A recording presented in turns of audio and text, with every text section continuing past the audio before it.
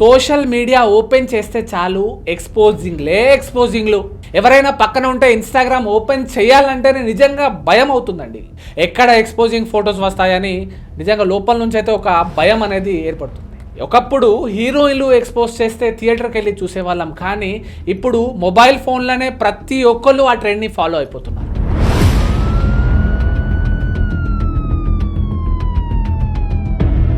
అసలు వీళ్ళ హస్బెండ్స్ ఎలా అలౌ చేస్తున్నారు? వీళ్ళ బ్రదర్స్ వీళ్ళ సోషల్ మీడియా చూడరా? వాళ్ళకు తెలిసా తెలియదా? వీళ్ళ ఇంట్లో వాళ్ళు ఎలా ఒప్పుకుంటున్నారో అస్సలు అర్థం అవ్వడం లేదు. అలా కాదు అమ్మా, ఇలా ఉండాలి అంటే వారిపై కేసెస్ పెట్టేస్తున్నారు. మీ ఎక్స్పోజింగ్ వల్ల వచ్చే తరానికి ఎలా ఉండాలి అనే సందేశం ఇస్తున్నారా? సొసైటీ మొత్తం చెడగొట్టేస్తున్నారా? ఎక్స్పోజింగ్స్తో వచ్చిన వ్యూస్ కోసం, ఫాలోవర్స్ కోసం జనాలను, పిల్లలను ఖరాబ్ చేసే వాళ్ళలో ఖరాబ్ ఆలోచనలు వచ్చేలా చేస్తున్నారా?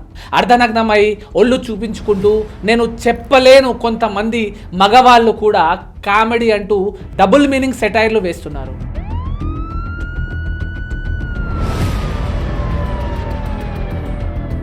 ఈ యువతరానికి పిల్లల మైండ్ ఖరాబ్ చేసేస్తున్నారు. మన సంస్కృతి, మన విలువలను వ్యూస్ కోసం, వాళ్ళు ఫేమస్ అవ్వడం కోసం తాకట్టు పెట్టేస్తున్నారు.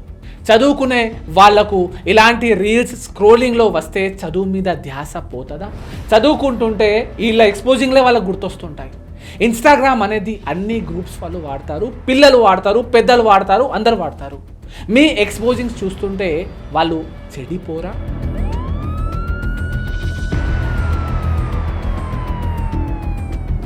ఎలా ఎక్స్పోజింగ్ చేయాలనే మెసేజ్ మీరు సమాజానికి ఇద్దాం అనుకుంటున్నారా? ఏదైనా అసభ్యకరమైన ఫొటోస్, వీడియోస్ పోస్ట్ చేస్తే ఏమవుతుందో మీకు తెలుసా? ఇది సైబర్ క్రైమ్ కిందికి వస్తుంది. యూపీలో మెహక్ అండ్ పరీ అని ఇద్దరు ఇన్ఫ్లుయెన్సర్స్తో ఏమైందో మీకు తెలుసా? Section 296B of BNS and IT యాక్ట్తో పోలీసులు అరెస్ట్ చేసి జైలుకు పంపించిన విషయం మీకు తెలుసా?